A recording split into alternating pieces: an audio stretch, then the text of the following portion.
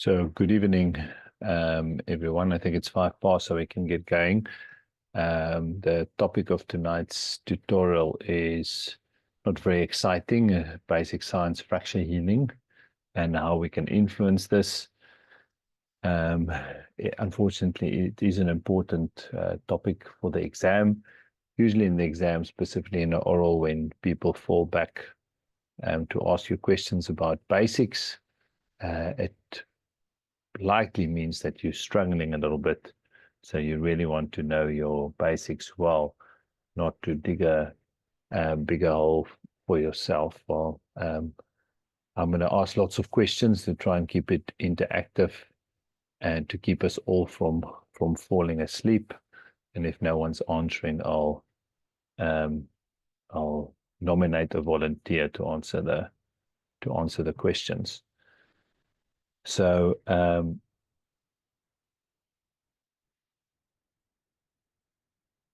what is bone was a question that sent most senior orthopedic trainees sort of trembling when Prof. Hoffman asked this on a ward round, because it generally meant that you've answered all the questions up to that point wrong, and he was asking you the very basic question in orthopedics, and the next step, if you had this wrong, you were either chased out of the room, made to go stand in the corner, or asked to leave the ward round. So let's start with a definition of bone.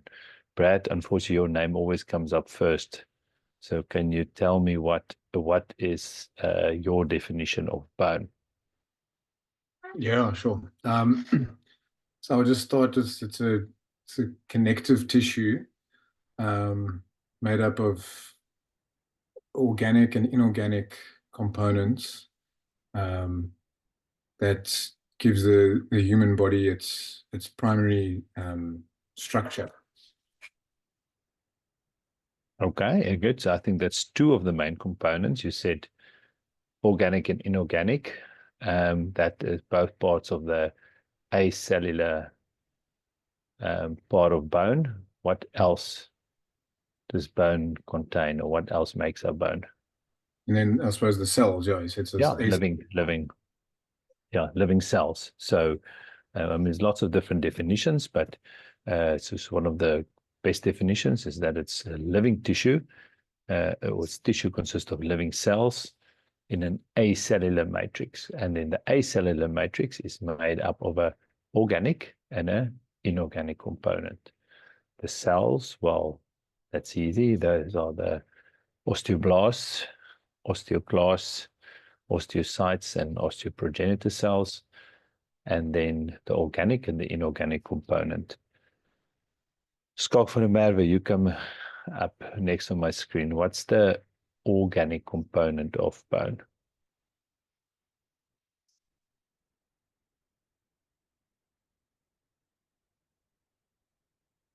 Okay, now Schalk one, Schalk Klopper.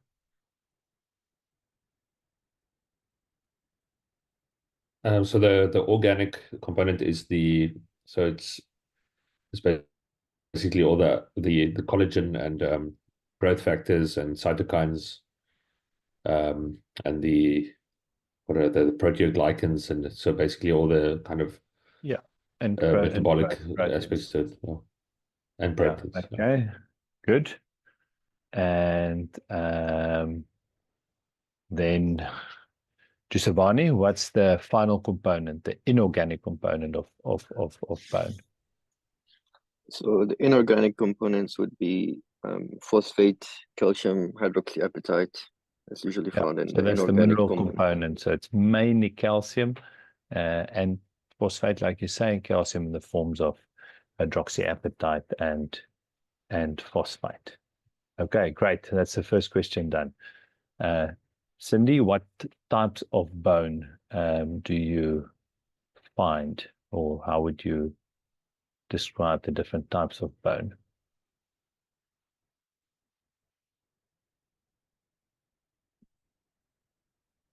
No, Cindy. Okay, Justin. No, Or sorry, Cindy. Prof. Yeah, okay, Woke yeah. up, I didn't hear the name. I thought it might be me, sorry. So the type of bone, you get your lamellar and your woven bone.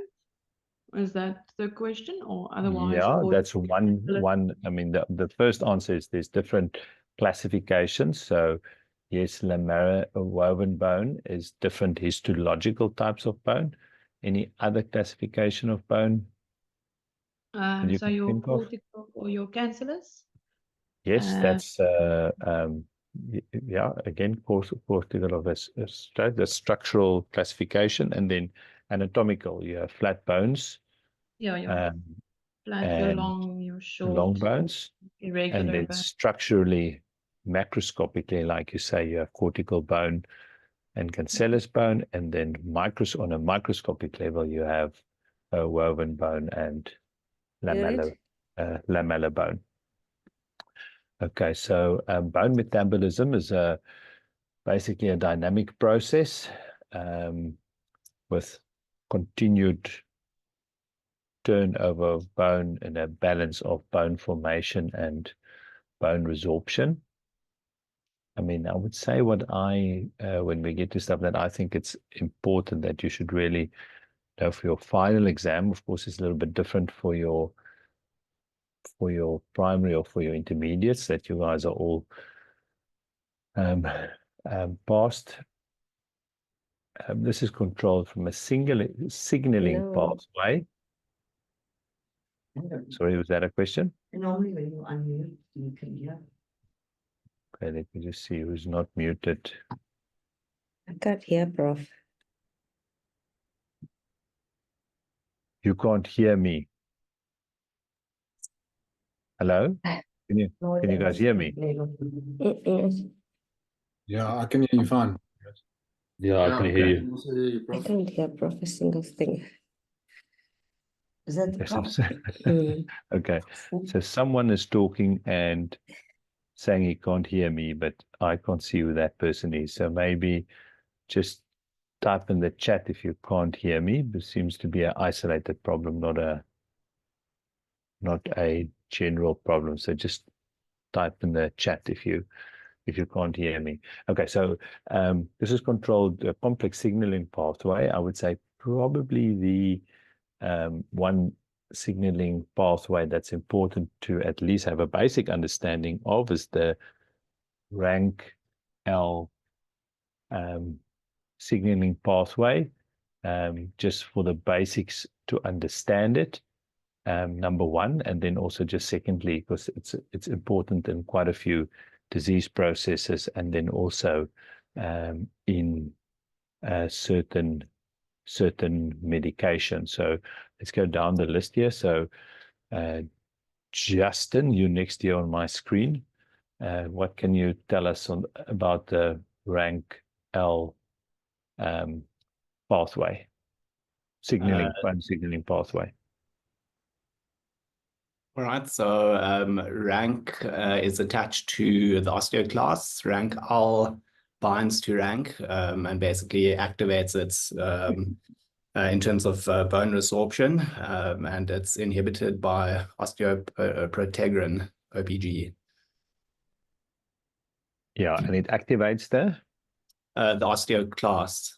Yeah, so rank L is a ligand, and it binds to the receptor, which is rank, to activate osteoclast. It's secreted by osteoblasts,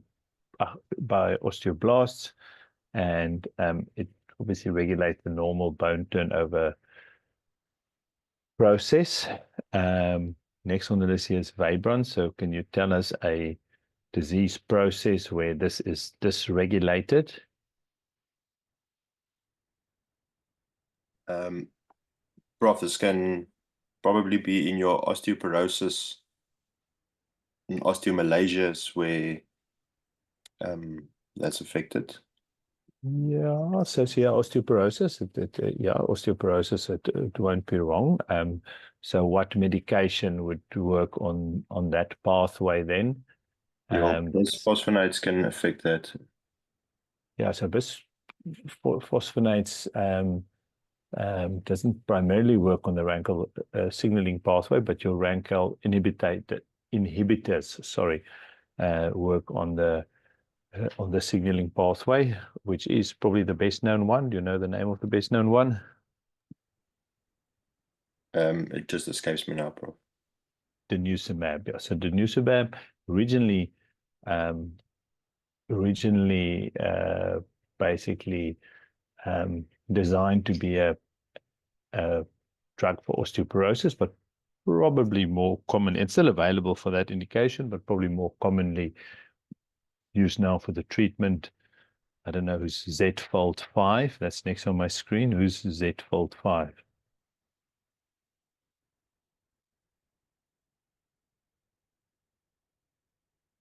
No idea. Okay, and let's carry on. What else is Ramon? What else is denosumab used for? Or what's probably the more common use of denosumab? It's anti. I think it used in rheumatoid arthritis. Yeah. Not as far as I know. Could be. Not what I can remember as far as I know. And then, yeah. It's. And then I'm not sure if it's also a cancer medication. Yeah, cancer. Which specific cancer? In giant cell tumors. So it could be in others as well, but basically used in giant cell tumors or as adjuvant or neoadjuvant therapy to decrease the bone resorption. Okay, so I think that's an important aspect to learn a little bit about. So before we get to fracture healing, just general in biology, there are two main types of healing processes that takes place in living, I wouldn't say animals, in living creatures or in living tissue. And let's ask Edgar. Edgar, do you know what types of healing processes occur in living tissue? Hi, Prof. Of it, I think it's regeneration and repair. Yes, regeneration and repair. Now, the key question is, which one of the two is fracture healing? So regeneration repair, or is it repair? It's repair. It's repair. Repair. Okay, good. Why? Was it a lucky guess, 50-50, or do you know the reason? Yeah.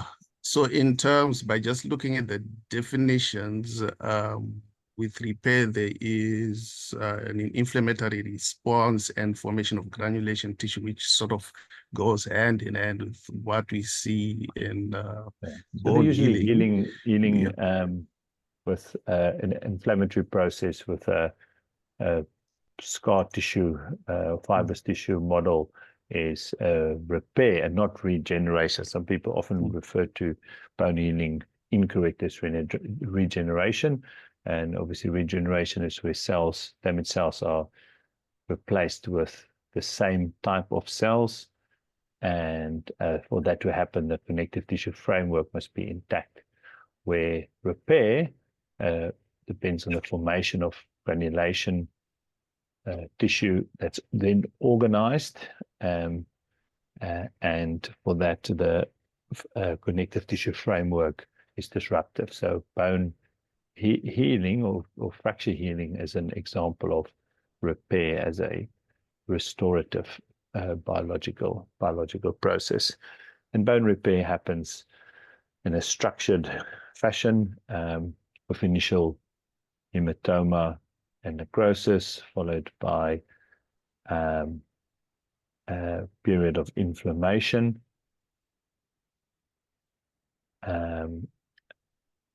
That is followed by provisional callus or soft callus formation, followed by hard callus formation, and eventual remodeling. And I think that's just the basics that's important to know about fracture healing. So the different stages is hematomal formation, fibrocartilage callus, bony callus, and then remodeling. And I certainly myself can't remember, off top much more of it. So Fracture healing is a complex and sequential set of events to restore injured bone to a pre-fracture condition. Now, there's two types of healing. Again, that's very basic. Let's see who's next on the list here. Makize, can you tell me about the two modes of healing or types of healing, of fracture healing specifically? Hi, Prof. I think there's two types, depending on presence of a gap and how much strain there is in bone. So there's primary bone healing.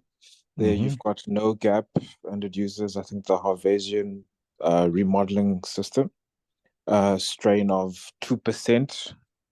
And then you get the secondary bone healing, where strain is about 2 to 10%.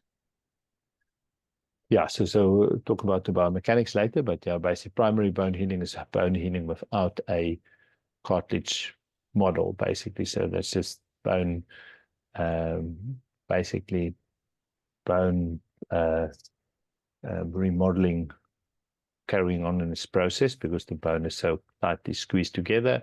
Versus secondary bone healing with a cartilage model, and then the fracture stability dictates that type of healing. So before we move on to this is a sort of AO lecture I give on for how we can influence fracture healing. Any questions?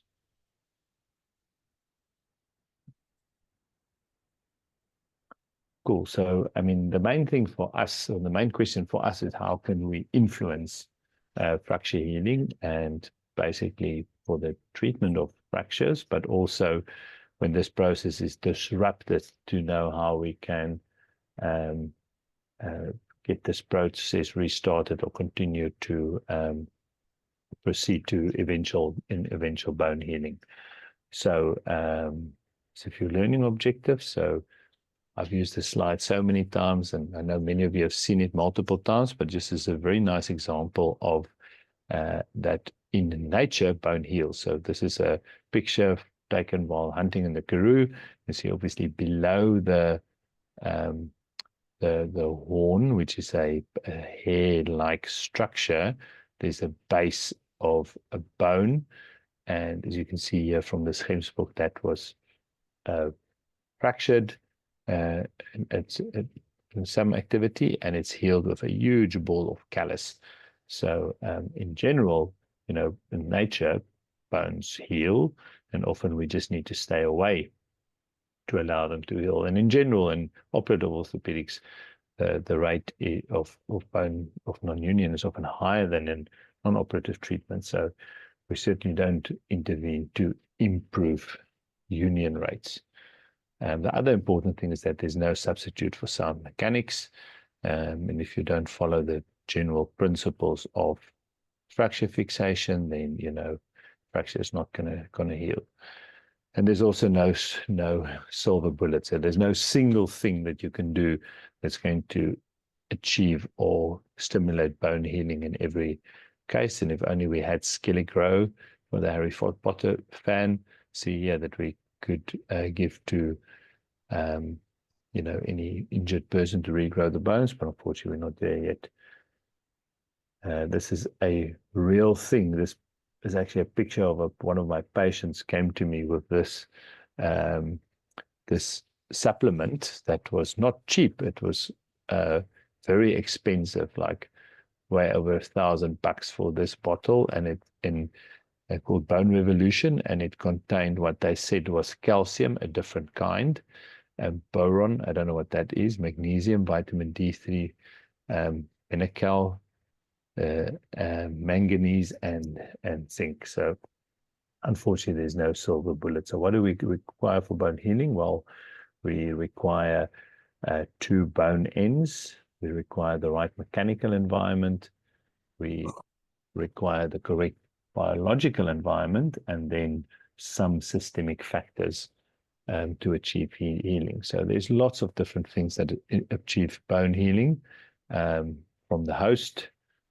Okay, these can be classified as local or systemic, then the injury itself, and then also the treatment, unfortunately, influence healing. So true to the AO teaching, this is important to not just think of this as a fracture, because of course the bone is wrapped in soft tissue. So when we have a injured bone, we're really dealing with a soft tissue injury surrounding a fracture. But then of course this limb is also attached to a patient, and the patient have some systemic and local pre-morbid conditions and associated injuries that could affect our treatment and the healing of this injury. And then the final thing to consider is the surgical team, the surgeon and the team and the expertise that's available to manage the fracture, to in select cases to be able to go from a complex situation like that to limb reconstruction with an acceptable outcome, as in that example. Unfortunately, there's many systemic factors that influence healing, both systemic and local. And this is again one of my favorite X-rays, pictures that as I took this working in the UK. You can see one of our patients here where Rowleys are quite big. He used his Elizarov frame to store not only his Rowley cigarettes, but also his lighter. But there's only a few of these that we can really influence. So there's not many host factors that we will just identify, but we can't change them.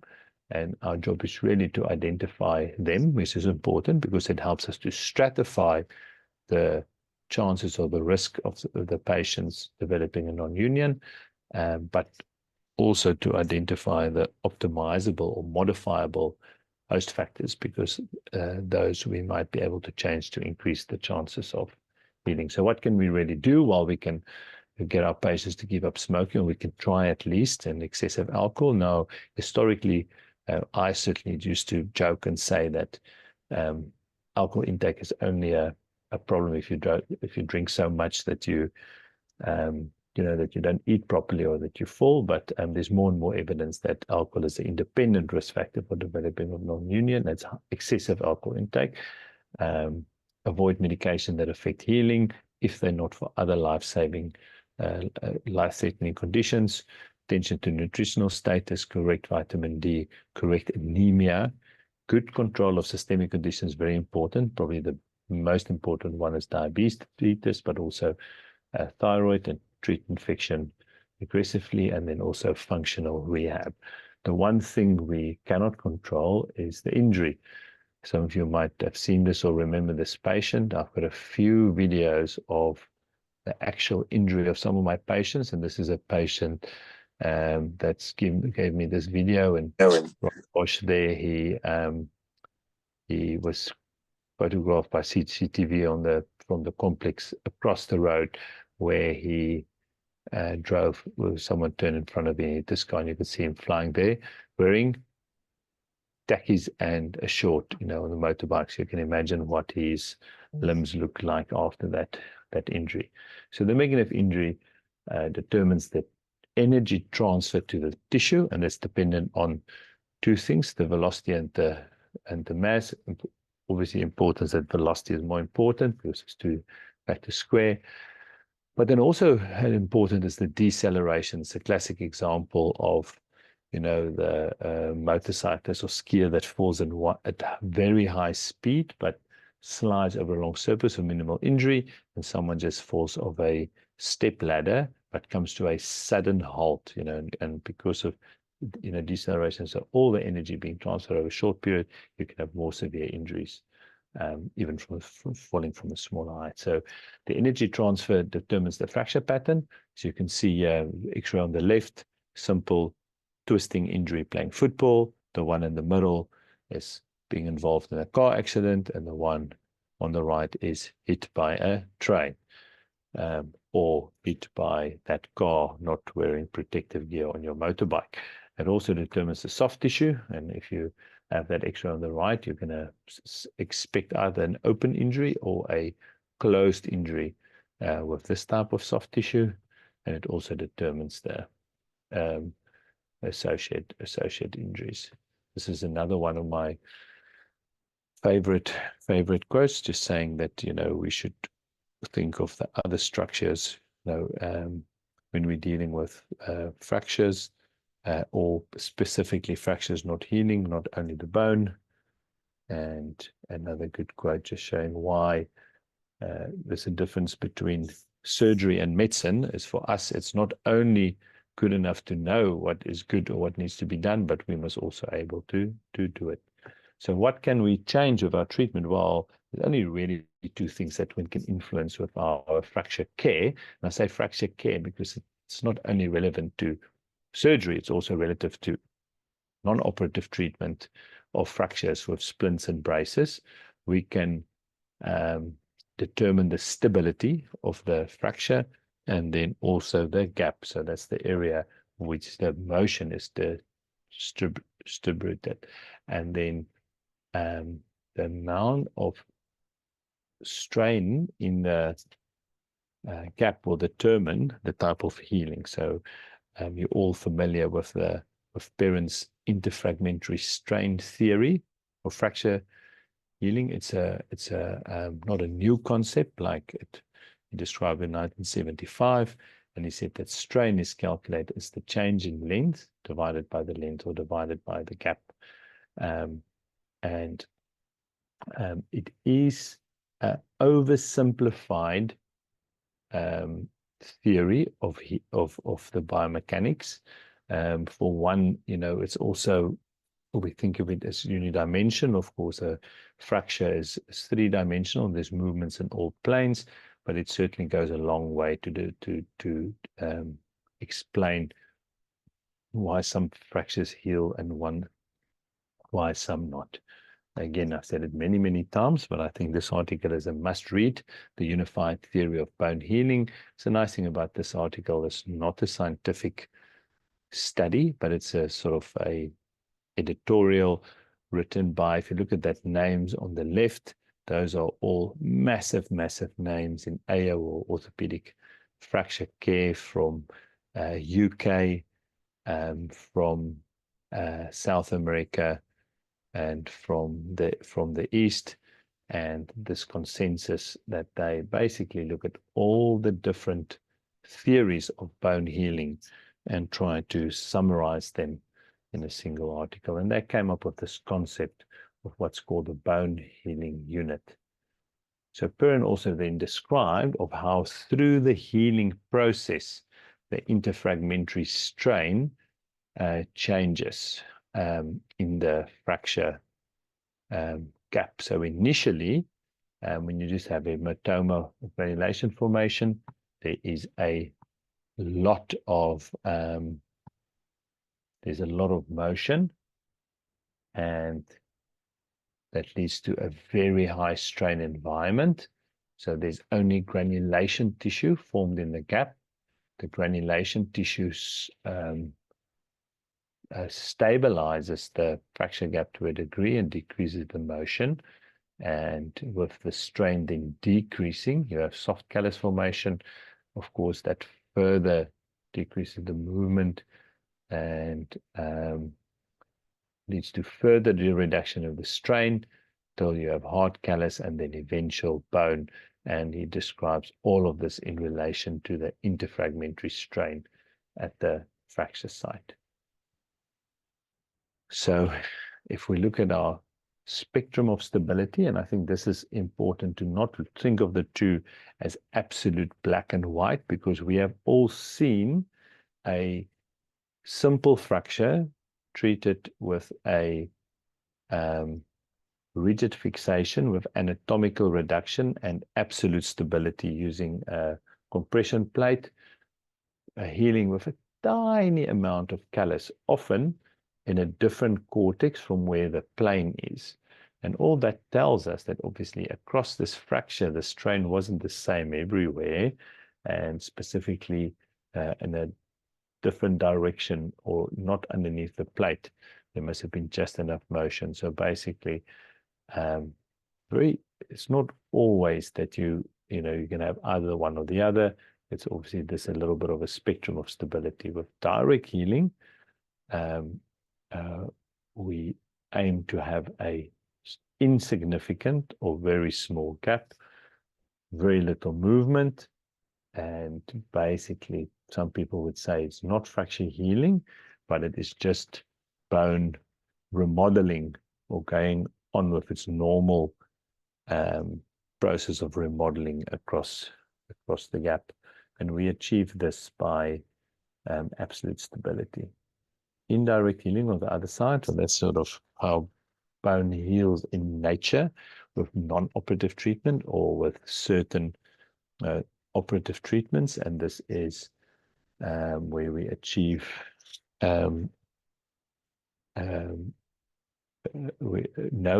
larger fracture gap, the right amount of movement, and we have indirect, and we achieve this by relative stability, and we get indirect bone healing.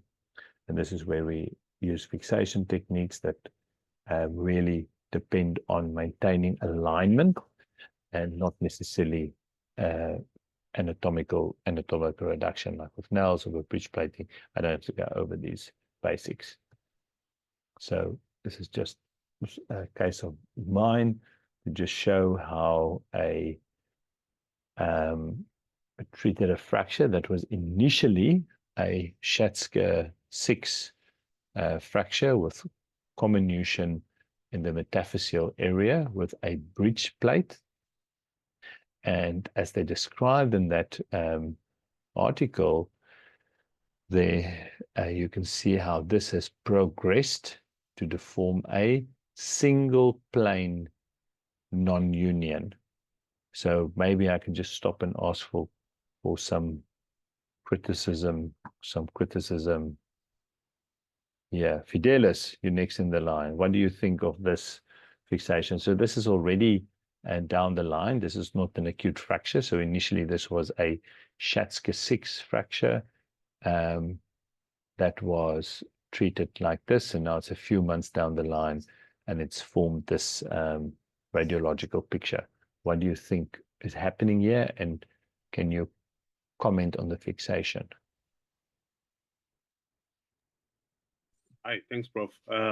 Yes, as you mentioned, looks like Schatzker 6, which was fixed with the lateral base plate, anatomic plate, and there's evidence of some healing with some callus formation, but there's a significant gap, and basing on the timeline that you have given, I'll probably say 4 months down the line, I'll probably call this a delayed union. And in terms of the fixation itself, I think they aimed for bridge plating with proximal, looks like locking screws and shaft non-locking screws. So I think this, yeah, probably a delayed union heading towards an oligotrophic non-union. Okay. Yeah, so as you can see here, why this is a good example, you can see that initially when this was a multifragmentary fracture, it obviously had a large gap. This plate allowed a certain amount of motion. So that motion was distributed over a larger gap. Okay, so in other words, the change in length or change in gap was the same. It stayed the same, but the gap, which is on the y-axis, basically the gap decreases as healing takes place, to now that there's a single plane left. There's a high, all the motion is concentrated in a small area, and that leads to a high strain environment, and that's why the fracture progressed to this point but developed a single plane non-union. So just an example of how the strain theory works. So you know, this is a case I did myself a long time ago, and you know, so this is just how orthopedics evolve. So initially, when lateral base locking plates came out, or when locking plates came out, you know, everyone thought this is the solution for all fracture, for all cases. So this was common practice to just fix split toes into the femurs always with lateral base plates only. But then over time, we saw that it didn't work. So we had some plate failures or collapse into varus and non-unions, as in this case, because what did this need?